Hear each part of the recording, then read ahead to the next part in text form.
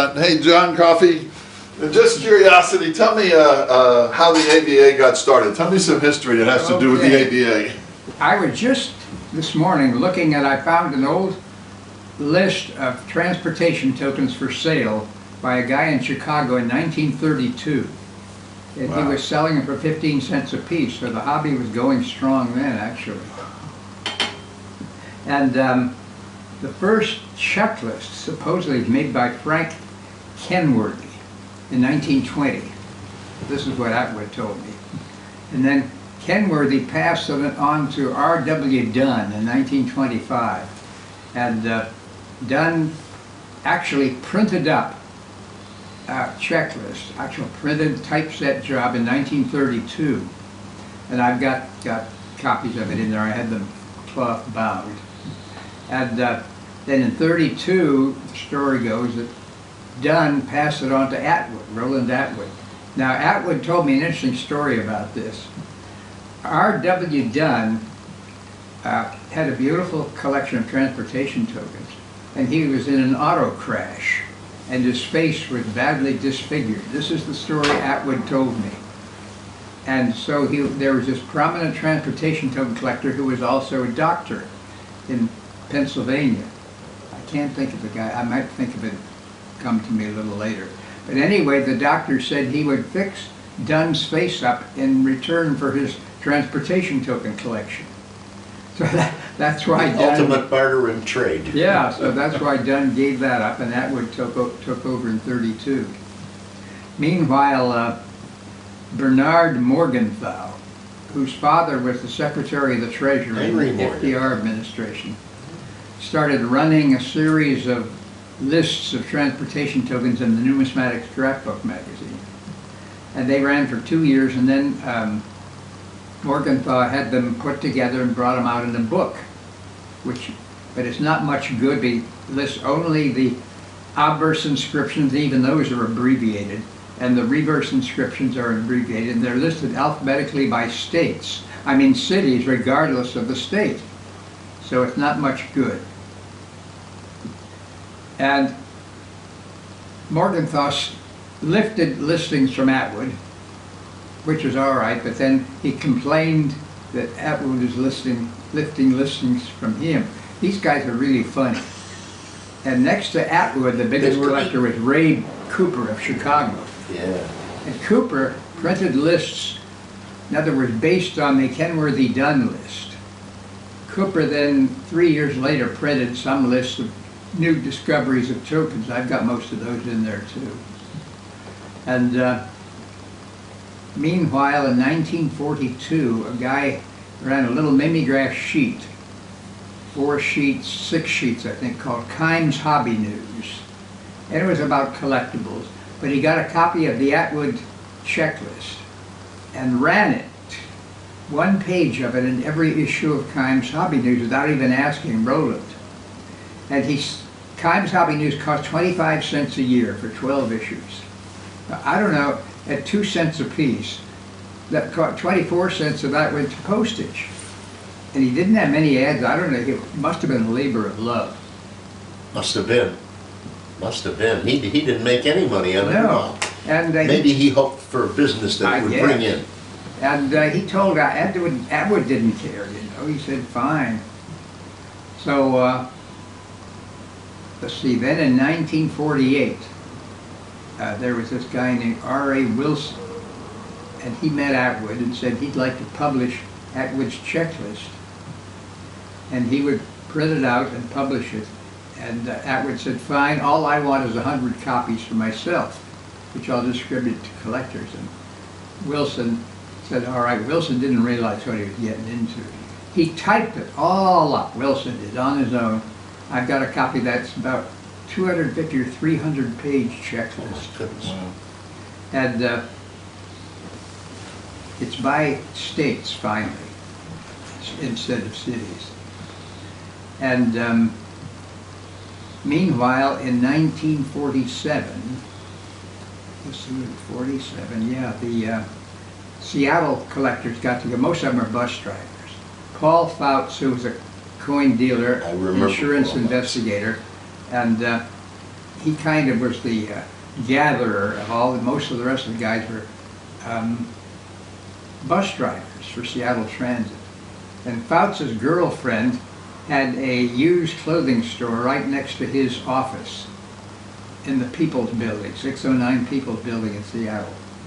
And so they formed a club called the Seattle Transportation Token Club, and even issued membership cards and everything, but it kind of died out after the AVA got going. But the Seattle people were kind of jealous of the AVA because they always called it the New York Club. It's over against theirs.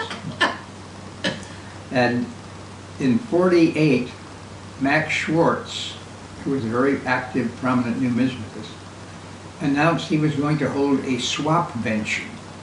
Now, he issued, in other words, swapping convention. And what had happened in July '47, Ray Moore of San Francisco, 2400 Van Ness Avenue, San Francisco, issued the fare box. I remember he sent out a copy to everybody on a list that Atwood gave him. I got one. And I didn't even subscribe for about 6 months because I had a reading assignment for Yale, to which I'd just been admitted. So I waited till December. It was $1 a year for 12 issues of the fare box. Oh my God. Now, Atwood lived where? He lived in Los Angeles. During all of this? Yeah, in a trailer, or a mobile home, we call it now. And did his original listing include Canada and Philippines and Puerto Rico? Not in the beginning. But actually, that's interesting, because the Kenworthy Dunn did include foreign, but just a smattering of foreign, including Canada and those things. And Puerto Rico, yeah, the U.S. positions are in there. Okay. So, meanwhile, Moore started the fare box, and everything was going fine. Schwartz issued his call for the convention, the swapvention, to be held in July of '48. In New York. Yeah, and I didn't go. And then they issued a call for another one, for an AVA, American Vectors Association, to meet in October. Who had named it that? That's interesting. Moore invented the word vecturalist on the basis of vectura, which is Latin for passage money. And Schwartz shortened it to vectorist, which is better, I think. And that's interesting about that. So we all agreed when we formed the AV. I went to the October meeting in '48. There were about 12 of us there. And we all met in Schwartz's office. And we agreed to form the American Vectors Association. Do you remember who the 12 were? I've got a list of them in Volume 2. At the end of Volume 2, there's a list of them. Okay. And it was a wonderful gathering. And Schwartz had this elaborate constitution. It was so lawyerly that he read to all of us, and we all agreed, and promptly elected Schwartz president. He was what, 5'1" or 5'2"? He was very short. Yeah, a little short guy. Little yeah. short guy. And Schwartz, let's see, what did he? Yeah, he gave himself number 3, modestly. Right. AVA number 1 was Atwood, number 2 is Moore, and Schwartz is number 3, and the rest of the numbers went to the people who were there. And that's when I got number 14. And those were the charter members. Marvelous. And although he did take some more in who weren't there that had been at the first meeting. As charter members. Yeah, and so I think there are 33 charter members. Okay. How did the fare box become the AVA's? Well, once the AVA was founded on the basis of the fare box issuing a call for it, it then became the official organ of the AVA, and Moore quit in December of '48. The reason he quit is that he was married to a woman from Salvador who couldn't speak English. And when she came up, she was did anything, he bossed her around, and he thought she'd stay that. Apparently women down in Latin America are more subservient to their husbands. And Moore thought this was just great. But she came up here and met American women and learned English and became very independent. She told him, you're not Told going to Moore, he was retired military, by the way. Oh. And they had a daughter, and the daughter wouldn't do anything Moore told her to. And she had this habit of, she had roller skating, and the habit of rolling down a hill on her roller skate, right out onto Van Ness. And she almost got killed several times, and Rose said, we can't let her have these roller skates. And the wife said, oh yes, we're going to do it. She can have them if she wants to. And so finally Moore decided there was only one way to get rid of it, and that was to get rid of the skates anyway. So he said to his daughter, let's ride the Key System train over to Oakland. In those days, the Key System operated right over the Bay Bridge. And bring your roller skates. So they were halfway over the bay, and Moore grabbed the roller skate, threw them out the window of the train, way down, and landed in and the little girl started, she was about 6, started screaming bloody murder. And people thought he was abusing her, doing anything. The police were called and everything. He didn't explain what was going on. And finally the wife just said she was going back to Salvador. And so Moore quit to chase her, go down after her. He loved her even though she was overwhelming. Yeah. And so he had to quit the fare box so he could go chasing after his wife.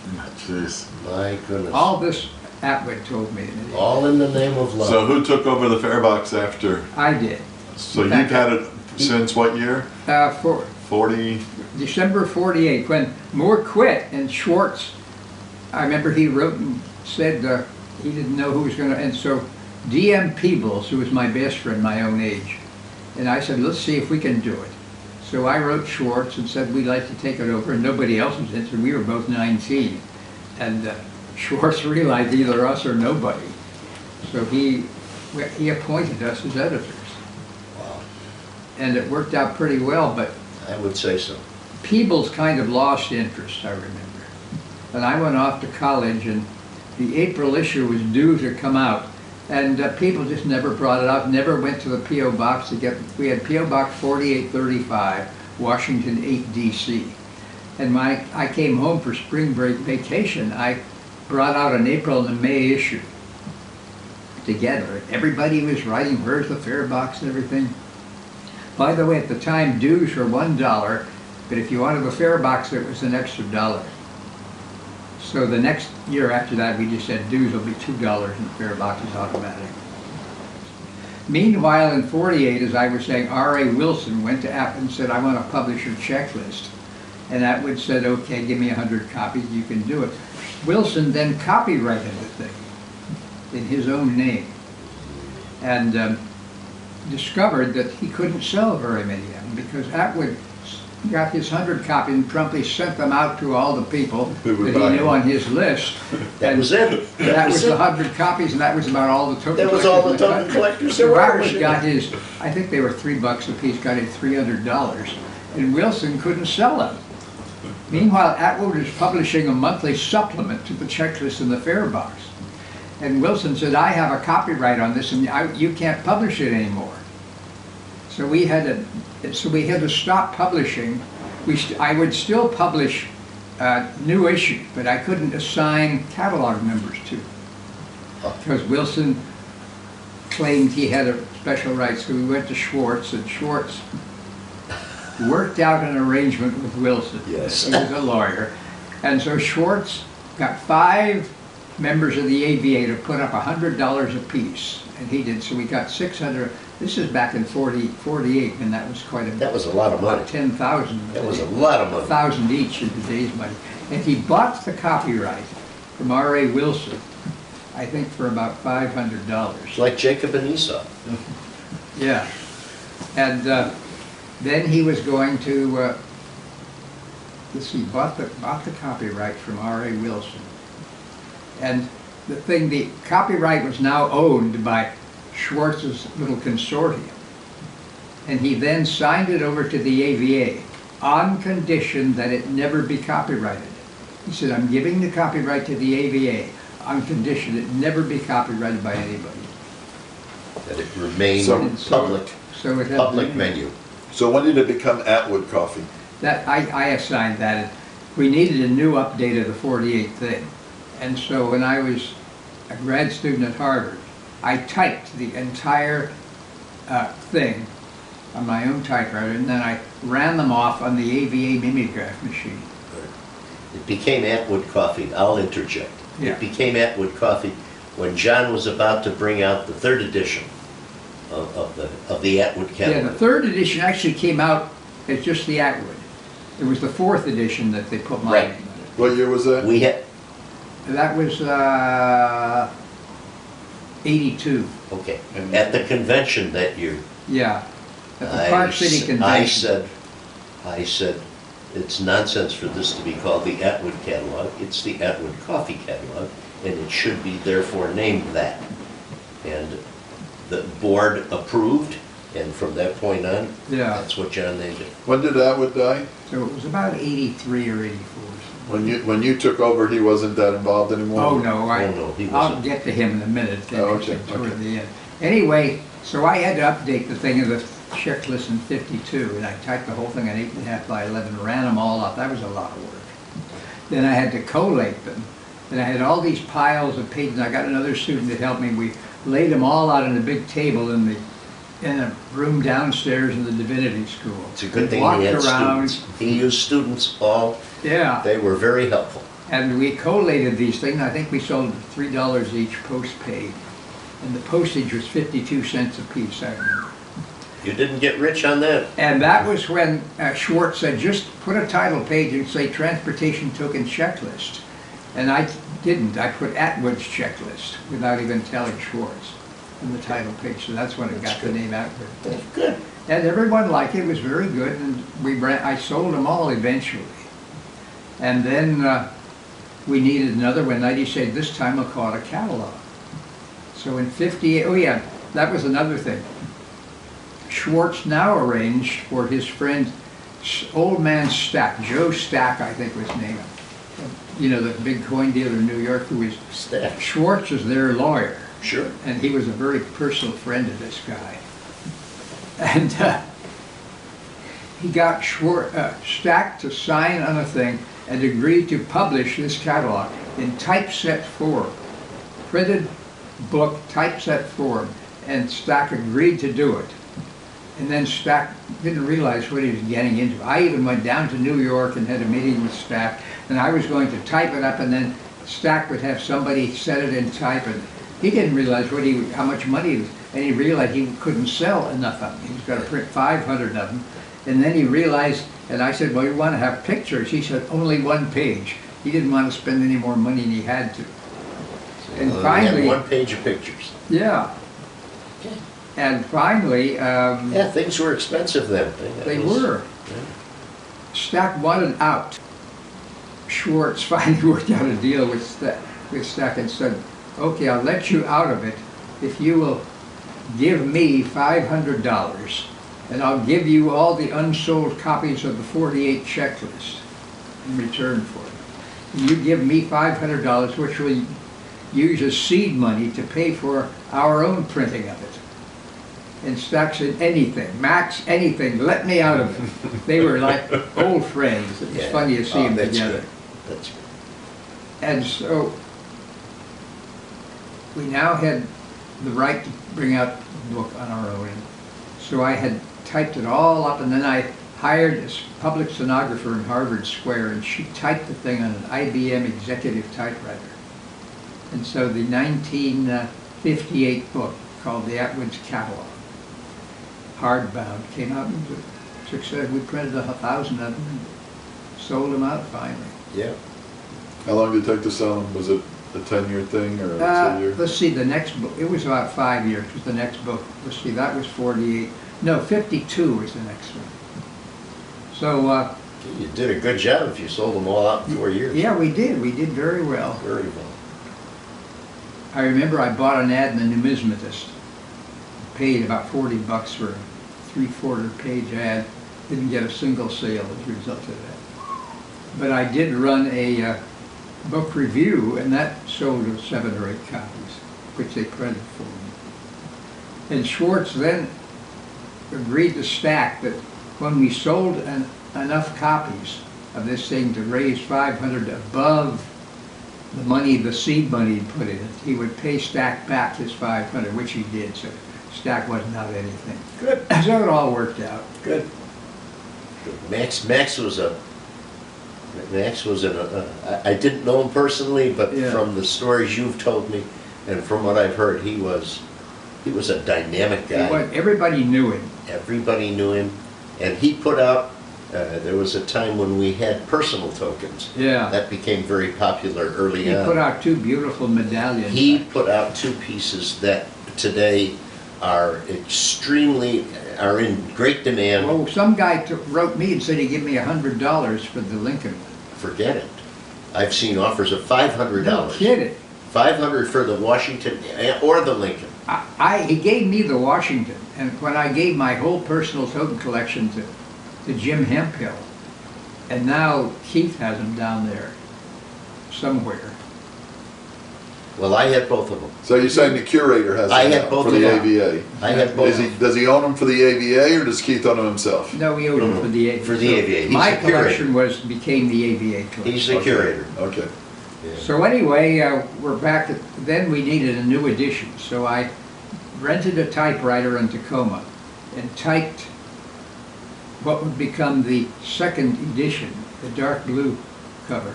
And I printed 2,000 of them, and we sold them all. Wow. In fact, I think, seems to me I had a second printing of the blue, and we did so well with it. Wow. Is this the time when they started having smaller clubs in cities that collected? Yeah, that just were about victors? this time, yeah. I would say the 60s were the heyday, when coins took off then and so did tokens. So anyway, we had this blue one, and then we needed another one. And so I bought an IBM executive typewriter for about $750. Let's see, that was in the late 60s. And by now, as you said, we had local clubs all over the place. We had one in Los Angeles, one in Chicago, which never really got going. No. Called CATAMS, Chicago Area Token Yep. Metal Society. Yep. Correct. And Denver, And, the one in Denver was The one in probably Denver is very active. very active and had a lot of members. And the one in New York, And New York, Northeast Vector Association, was very active. very active. It met in an Italian restaurant owned by one of its members, Joe Alice, who was the nicest guy. Oh, And we'd meet Saturday morning, what a and lovely man. he'd have coffee and donuts for us. Then at noon, we'd have a free Italian, for $1, spaghetti and meatball dinner How can you go for wrong? $1. How can you go wrong? And we had Mort Dawson, who was the tightest guy, a charming, wonderful guy. But he would come to the meetings, lived in West Hartford, and have the free coffee and donuts, and then sit there and wouldn't spend $1 to have the spaghetti and meatball dinner. He had a beautiful collection, by the way. And when Mort offered a piece in the fare box for sale, because there was a for sale list, Yeah. it was always rare, hard to find, Oh, yeah. very difficult to locate this piece. He You know, was, I he was remember Mort amazing. Dawson, I'm kind of divagating here, but Mort Dawson wrote me a letter and said, John, I have found this deep hotel and I have an extra, and I'd like you to have it if you have something good for me. And it turned out to be Marshfield, Wisconsin, and Mort, as it turned out, found over 100 of them. He just said, I have an extra. And so I swapped him the vulcanite Waterford bridge token, which even today brings hundreds of dollars. And then Don Mazzo worked for the phone company. He called me up, long lines, AT&T, and he'd hook me up and we'd call all over the country for free. And we located a guy in Marshfield, Wisconsin, who sold those tokens to Mort and said, how many did you sell to Mr. Dawson? Oh, Lord, well over 100 of them. That took care of that. So we started calling Dawson Bucket of Blood Dawson. So some He was years an later, interesting guy. Mort found an unlisted token from the Sanibel Causeway in Florida. Yeah, And he I said- remember that. And he said, John, I've got this, and what will you give me for it? And I said, well, it's probably in use right now, but I'll take a chance to give you $5. There's only one other known, and that was years ago. I know. And somebody offered me $500 for it. So for So once, you're even. For once, I did better than Mort Dawson. So Yeah. anyway, I rented this IBM Executive Typewriter. I typed the entire copy for the third edition with lots of historical data in it, which was put together by Ralph Freiberg. And we printed a total of 3,000 copies of that book and sold them all in 3 printings. Why don't you tell us a little bit about how Ralph came into the picture? Oh yeah, Ralph worked as a printer's puller or something in San Francisco. And every time we go to San Francisco, we get together at Basil Brandon's house. Basil Brandon was a retired mail carrier.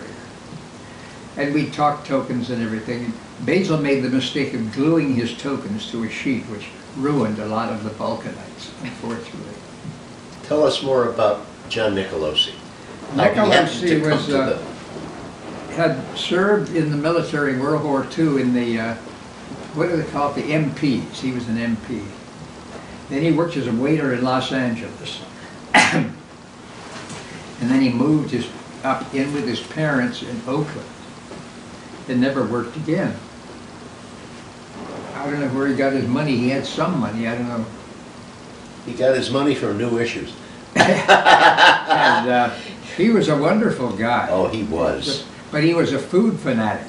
He was always talking about what you shouldn't eat. He was a bodybuilder, went to the gym. Yeah, he was in great shape. Yeah, worked out and everything. He used to run 5 miles a day or Oh, 3, they had something like that. He would win they had this Beta Breakers marathon in San Francisco for over 70. Yeah. And he usually won it. Yes.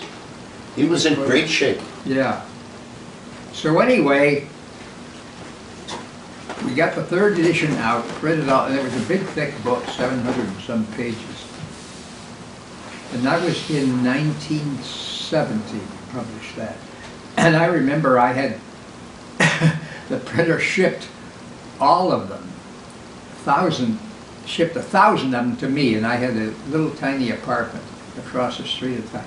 My apartment was just walking through valleys, through piles of these books.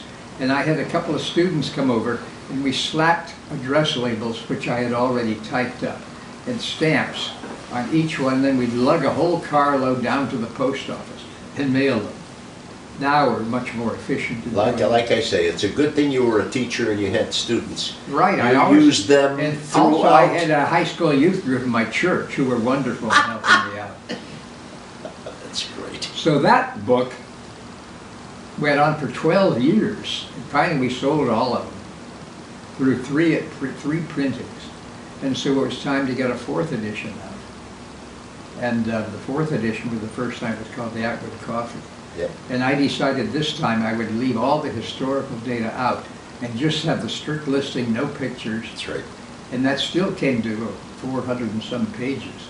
And then I said I'll bring out a 2nd volume with just the historical data and thousands of pictures. I never worked so hard on a project I did in my life. That's a great book. It is. It's a great book. And I remember I worked about a year and a half. I had, whenever I had nothing to do or couldn't sleep, I'd get up and type a couple pages of that thing. And Ralph had sent me an annotated copy of the 3rd edition with all this historical data written in. And we had, and meanwhile, Faisal was working, selling tokens for Meyer and Wenthy. So he had an in with Meyer and Wenthy, the Chicago token manufacturer. He was a token salesman for Meyer and Wenthy? Yeah. Oh my, I don't think I knew that.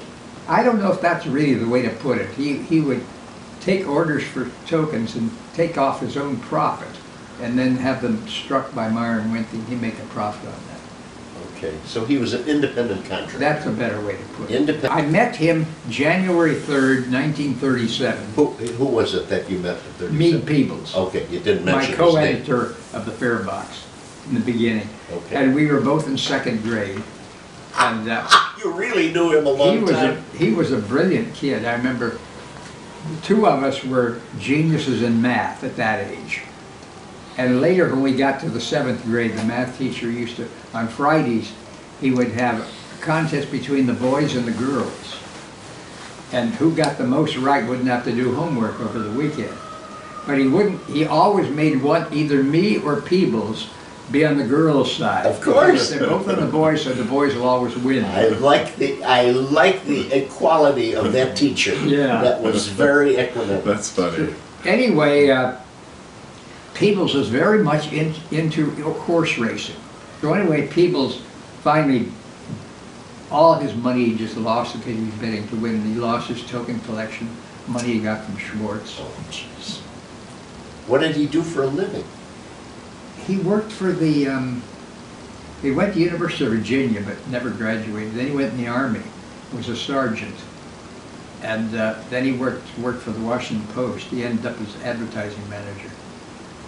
Not bad, not a bad position. I remember when he was posted at some military fort just outside Washington, and I went down, and he was a sergeant and had his own little room. And all the guys just wore civvies except when they were on duty. So I was the same age as all the other kids, so I just ate in the mess hall with all the other kids. Yeah, you blended in with everybody. I loved it.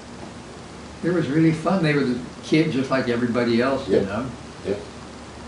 And one night, Peebles and I and two older sergeants, cook sergeants, they were the guys who prepared the food, went to a racetrack, I think Cumberland, Maryland. And they were, oh, what we're going to do, we win hundreds of dollars. So the four of us drove out, and they lost hundreds of dollars. I made one bet for $2, and I came back with about 12. So I made $10. I was the only winner. So you were going to talk about Hal Ford. Oh yeah, well Hal Ford, I got a letter from this kid who was 16. He said, I'm 16 years old and I'm interested in tokens. And I said, fine. The trouble is, the minimum age to join the AVA was 20, which when the AVA was founded, I was 20. That's why it said 20 instead of 21. So Peebles and I just made it because Schwartz lowered it for us. But Ford was too young to join. Harold himself. Yeah. So I said, let's just say there's no minimum age. I said, anyone wants to join, let's let him join. So we lowered it all the way down. Now a 12-year-old can join if he wants, he's that interested.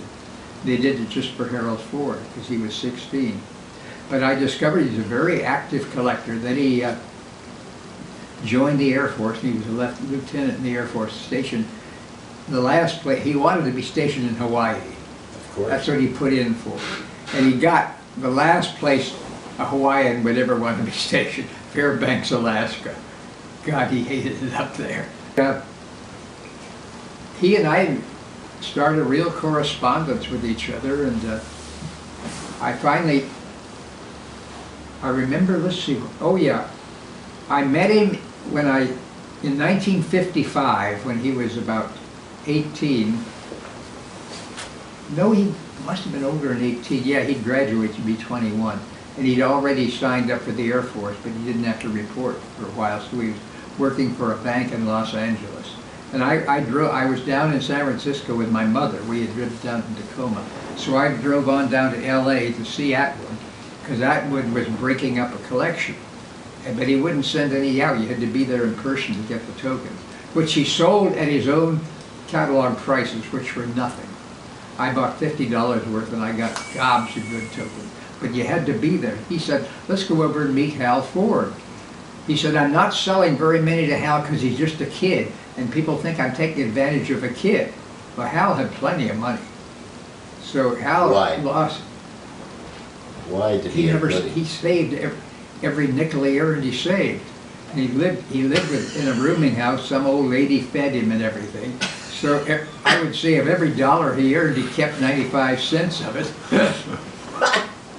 Okay. So, yeah, we hit it off right away, and then he reported to the Air Force, which he was in. And you guys stayed best friends for all these years? Yeah. And then when he was finished with the Air Force and glad to get out of Alaska, he had some adventures up there, you know, running errands for generals. They'd say, I need something in Seattle, Ford, can you fly down and pick it up for me? Oh, sure. Sure. So we'd butter up the generals and doing things like that, and the generals and their wives would need something. Hal Ford was always there to accommodate the brass of the military thing. So when he wrote me a letter and said, I'm going to be, when he was coming, I'm coming to Boston. I said, why don't you come to Boston and spend some time with me? He said, well, why don't we meet in New York, and I've got tickets to My Fair Lady, which was impossible to get tickets for. But because he wrote for him, he bought 6 tickets. He wrote for him from Fairbanks.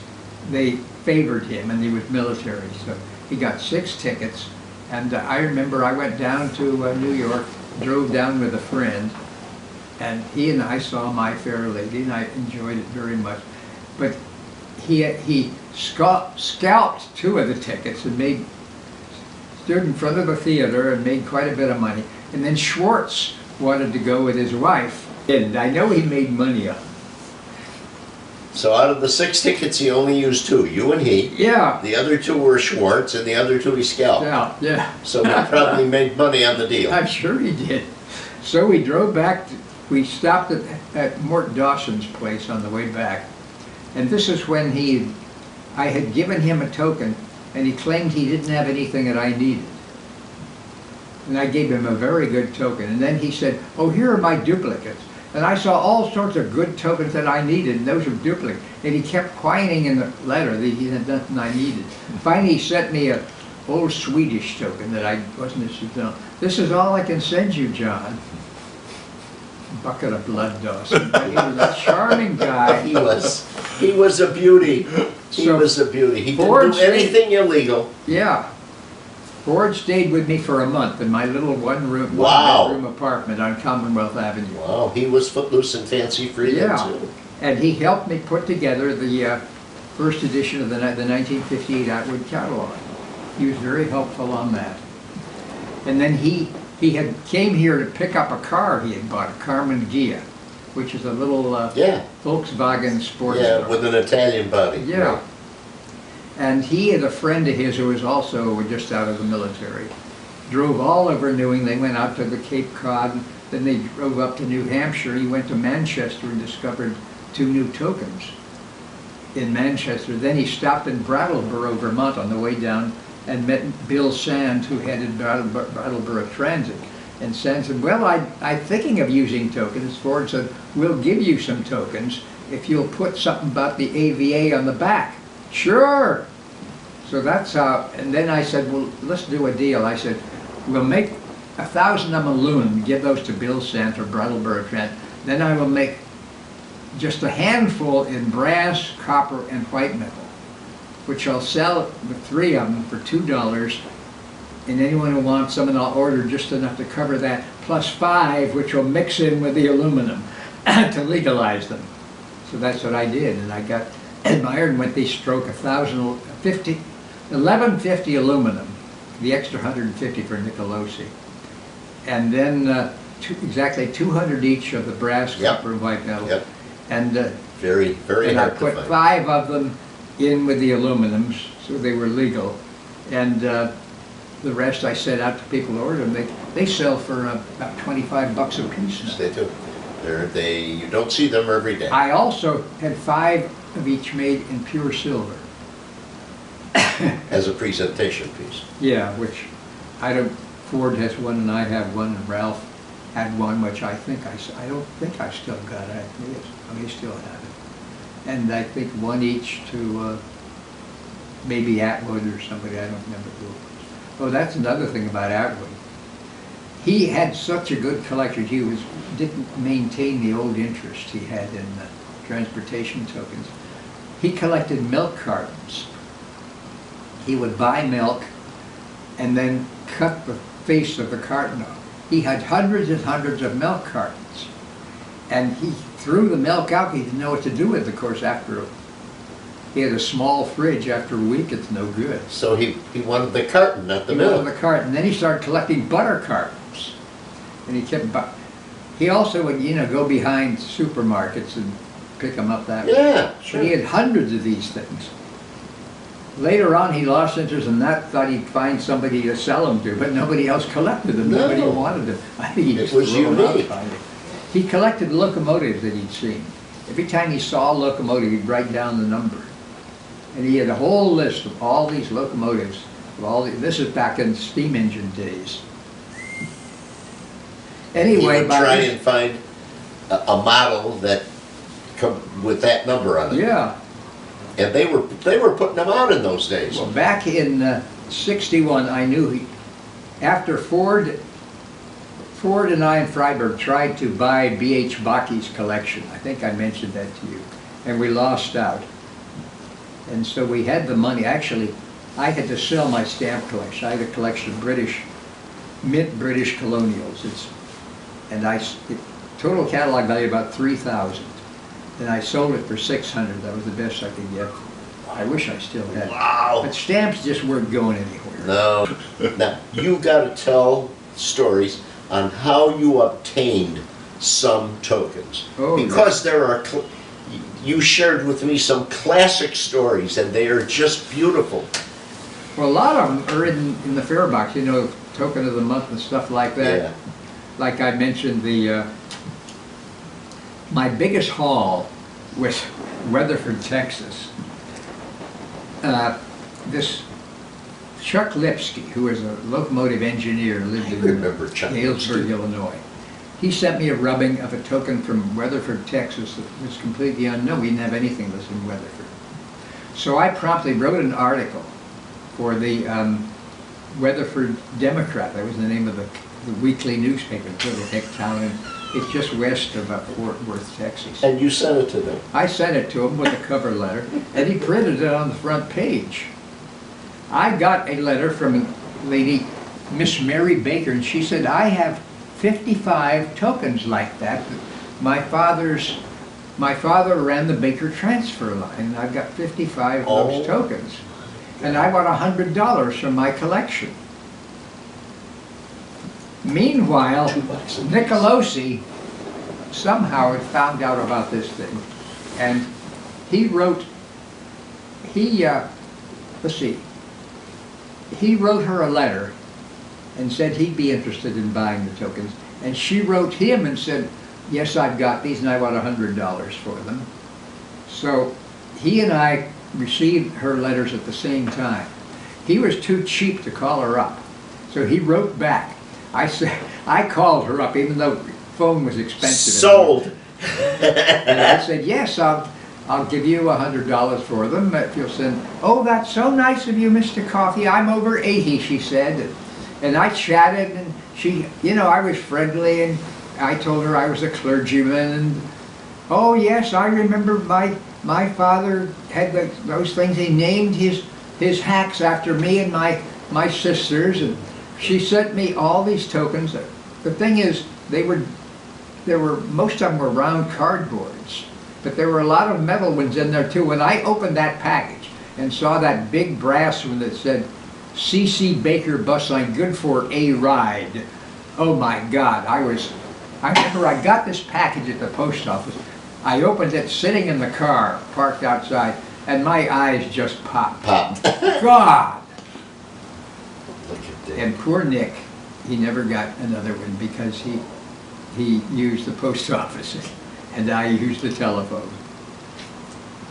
So That's anyway, You got to strike while the iron is hot. we kept up a correspondence, and she sent me a historic plate from the county, and she became very friendly with me and everything. And Lovely. I said, if you ever find any more, please let me know. Oh yes. And so then I decided I would go down there. So I it wasn't Amtrak then.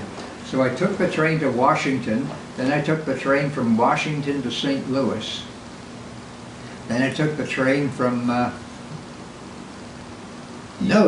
see, what did I do? God, You literally would go across the country. yeah, for a no, I token. took the Tennessean from Washington to Memphis. Yeah. And then I took the train from Memphis to Fort Worth. Then I took a little shuttle train from Fort Worth to Weatherford. I told her I was coming and when I was coming. The train pulled up, the little shuttle train. And of course I was in a coach, and I noticed there were all sorts of kind of a delegation outside with newspaper reporters and cameras and everything, and a limousine pulled up, and the people in the train, there must be some famous person must be getting off. And I got off the train, I said, I wonder who it is. And they came forward and started snapping pictures of me. She And I had, looked around, she had set who this was up. the famous person? She got a limousine to come for you? She was the wealthiest person in town. She had I the love mayor it. there, the mayor was there, Oh the my- state representative, the editor of the Democrat newspaper, and we had a All banquet in my because- honor. All because you were visiting her. Yeah, a banquet in my honor, and then this famous painter, his name was Shandor, I think. He had painted pictures of Queen Elizabeth II, Frank FDR, Churchill, the famous pictures everyone is familiar with. He painted them. And she lived in Weatherford, and he lived in Weatherford. He was dead now. So we had the banquet at her house, and he had caused the desert to bloom. He had the most beautiful gardens with little streams, and I got a personal guided tour. She took me all through them. Isn't that nice? Then they gave me a book of his portraits, and it was just a wonderful visit. That's marvelous. All And just because you decided to visit her, Yeah. not for any other reason. Yeah, and she You was were such a- really a world traveler, John. She was about 85, I'd say. Yeah, and you were what at that time? 45? Oh, well, this is 1960, so I was 42, I guess. 42. 40, 41, I guess. Anyway, about a year later, I got a letter from someone, and he said, I've got a number of Rutherford transfer tokens. I think you'd be interested in them. And so I called him. It turned out he was a 19-year-old kid who was her great nephew, and she found some more tokens. And so she gave them to him and said, Reverend Coffey will buy them from you. And I didn't know. I said, how many have you got? And he had about, I'd say about 80 of them, all different. All different. I didn't know what well, not all different. I didn't know what he had. I didn't know what to offer. I said, well, how about $100, hopefully? Well, he said, I'm just 19 years old. I've got a friend. Let me put you on. And this kid's father was a bush pilot, a pilot that sprays Yep. insecticide over Yep. farms. Yep. And he had another pilot friend of his who was older, and he was a sharp, he was a Dawson type. And so he said, well, I don't think $100 is anything near what these are. I think these tokens are worth $750. Oh, And that was more than I wanted to pay for them. Yeah, $10 a piece. Yeah, but Well, then in he those started, days, that he was a said, lot of I money. said, what have you got? Well, we got some that say good to or from hotel, and some say good to and from hotel. Then we got some that say 15-cent ride, and some say 25. Then I got one from another line, Pyland transfer. My God, I was getting greedier and greedier as I Yeah, heard this. yeah. And so I said, well, maybe I could just buy some of them from you. At that point, he knew he'd reached the limit. So he said, why don't we just call it we'll split the difference and I'll take $450. And I said, well, So- I said, I guess I don't sound too enthusiastic. I guess I could go that high. So I said, I'll send the money to a bank in Weatherford to hold in escrow. And so I worked that. That was a lot of money, $450. Oh, sure. In those So days, it that was- was a fortune. So he gave me the name of a bank, and I sent the $450 to a banker. He sent me the tokens. I opened that package. Oh my God! I mean, this is dreams are made of stuff like that. All sorts of tokens, and another unlisted, different pack line. I sold them way too cheap at the time. So every Weatherford token in there, I discovered it. And you didn't even live in Texas. No. And she kept up a correspondence with me till she died. Oh, that's another thing. She told me that her father's father had gone to California in 1849 in the gold rush. And he came back to Texas, poorer but wiser. He didn't make anything at all, but he found one gold nugget, which he kept as a souvenir, he actually found in a stream out in California. She said, I'm going to send it to you. So she had it made into a stick pin. And I've got that little tiny gold nugget. It probably has about $100 worth of gold in it now at the present value. What a love. That was, So I got that little that was a nice relationship you struck It up with was. her. You know, she probably was all alone except for her nephew. Exactly. And you came along at the right time. And she and called you my bought her mother up once, tokens? and she and my mother had long conversations and everything. That's nice. And my mother knew all about Miss Baker and everything. She was so Oh, my nice. goodness.